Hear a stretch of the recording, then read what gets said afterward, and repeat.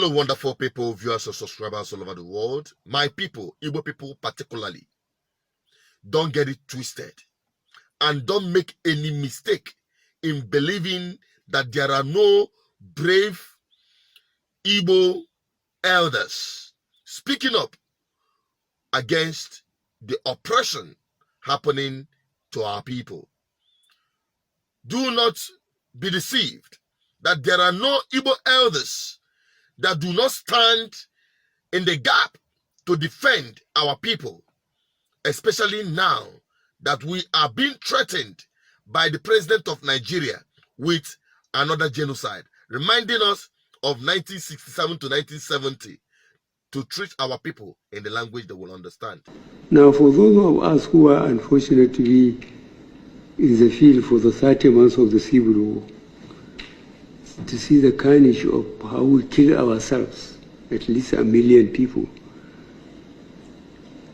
I think those that are misbehaving, they were either too young, they didn't know what happened. But for those of us who went through all these things, we can't understand. So we will treat them in the language they understand. Today, Professor Uzodin Mangwala had made it very clear and had responded to Buhari's statement. Listen to him. I'll be right back.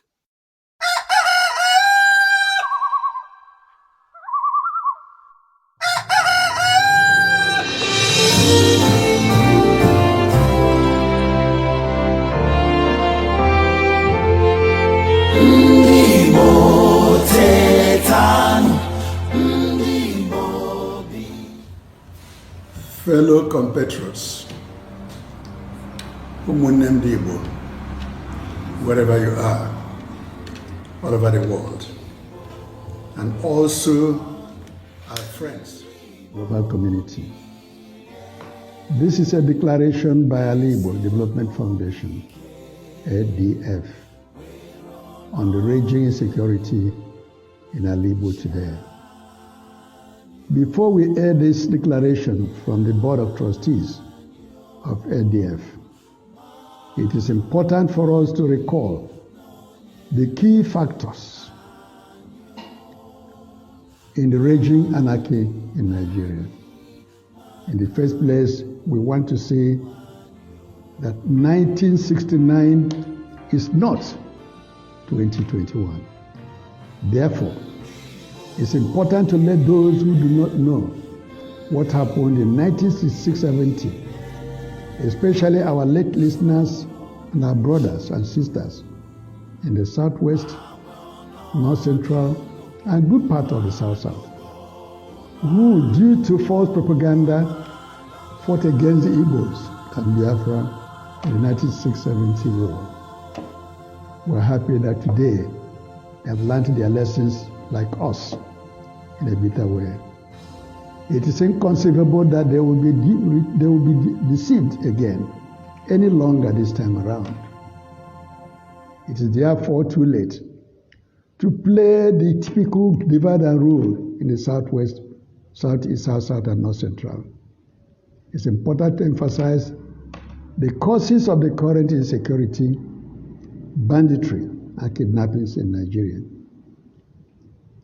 To wit, unchecked killer herdsmen with AK-47 killing and maiming people, trying to take over their land on the various indigenous peoples of Nigeria. They killed indigenous peoples, and our President Bailey said to the indigenous peoples, they should find a way to live with the herdsmen. That is to say, the victim should surrender their land, freedom and land, to his rampaging kinsmen, the Fulani jihadis. Thus, the surge of herdsmen and invading jihadis in all communities in Nigeria. This was never like this before. You can see a major democratic shifts. Like these surely go with conflicts. What about the nepotic appointments of his in a multinational, multi-religious, multicultural society like Nigeria? What about opening of our northern borders to the ethnic groups of men 14 years to 40 years? Migrations is not done this way. What about paying ransom to kidnappers in the north? Boko Haram hoisting their flag in many parts of the north, especially Niger State. The indigenes of Niger State are forced to pay to them. What a shameful humiliation.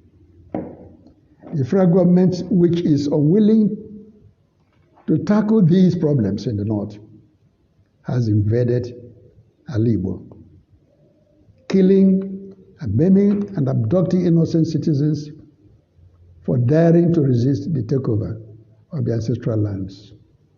Unfortunately, Igbo is considered by him as the weakest link in the chain of possible resistances to the conquest agenda of the Fulani. He is desperate to force our people to repeat the mistakes of 1967-70. To this, we say never again. Igbo and all others affected parts of Nigeria are much wiser today. Never again will the jihadist tactics of 67-70 succeed. Never again. But Buhari should be reminded that all the victims of the Fulani hegemony are now astir and awake. And the songs of freedom are now surging from the innermost recesses of their hearts and raging all over the Federation. Never again. What we are witnessing today is the death pangs of an artificial federation breathing its last. It is in the light of the above that the Board of Trustees of the Igbo Development Foundation has a declaration of the Igbo Development Foundation on the raging insecurity in Nigeria today. The Igbo Development Foundation Board of Trustees. The title of this declaration is Defeating the Conquest Agenda while Preventing Anarchy in Igbo. To all lovers of peace, adherents of democracy and the rule of law, we say no to anarchy in our land. But we shall not and never will surrender to the invaders. We say yes to preemptive, robust self-defense. We must defend the land bequeathed to us by ancestors with no apologies. However, we must not unwillingly allow anarchy into our land and space. Thus, we say no to any non-defensive action by our youth. Our innocent youth have been rigorously aggrieved, unquestionably. However, we urge our youth to never initiate an assault or reprisal attack on the military, on the police, security, governmental and public installations without justifiable provocation. We urge our youths, however, to dutifully defend our cities, communities, religious installations and symbols, our forests, farmlands, and rivers with patriotic courage. Remember, this is what we are reminding the world. In 1929 and beyond, our brave women Amazons defeated the colonial masters in Igbo land, starting from Olokoro and Aba. Our illegally enslaved but gallant brothers defeated Napoleon Bonaparte's army and liberated the island of Haiti in 1804. Thus, Haiti became the first black republic in the world. Our scientific ingenuity during the 67-70 Nigerian Biafra War astonished the world. In hindsight, some mistakes were made, and we are now living through the fallouts. But we say, never again shall we be lured into making those mistakes. Finally, we condemn the declaration of war on Igbo and her neighbors by President Buhari. While even his home state, Katsina, is daily ravaged by various bandits, including his beloved Boko Haram, President Buhari's soldiers and the allied Fulani herdsmen are abducting and killing innocent youth from Igbo and other Christian pastors. No sane leader can feel unperturbed as President Buhari, while his nation is in flames. It's to be noted that President Buhari's recent speech is a classic case of hate speech. Unfortunately, while Twitter has recognized it for what it is, the Nigerian National Assembly, that's expected as a body to call Mr. President to order, has maintained very embarrassing silence.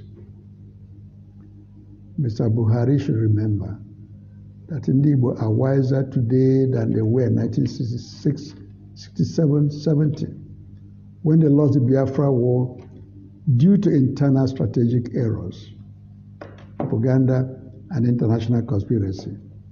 We say, never again shall we allow ourselves to be lured into the error of 1967.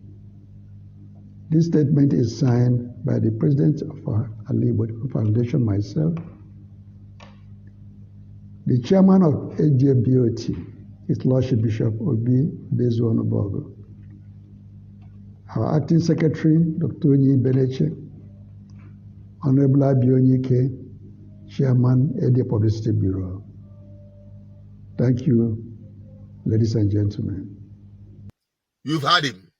Now, you've seen it for yourself that there are Igbo elders without fear. What you need to do is to rally around him and elders like him in Igbo land. It is time for us to synergize between the agitators with the strength, the youths on the street, and our elders who are fearless, who have not sold their conscience to this God-forsaken experiment called Nigeria.